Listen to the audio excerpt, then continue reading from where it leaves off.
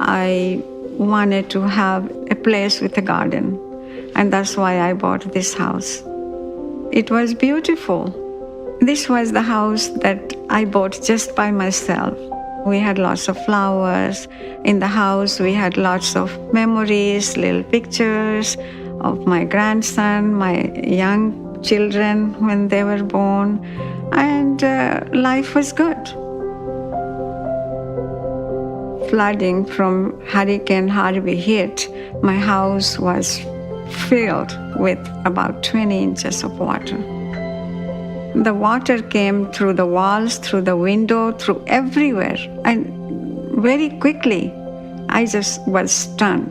As the water started rising, my neighbors came to help. And because of them, I was able to save some of my precious saris and few photographs.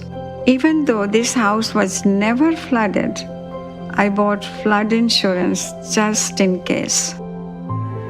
Even after all this, having flood insurance meant having one thing less to worry about.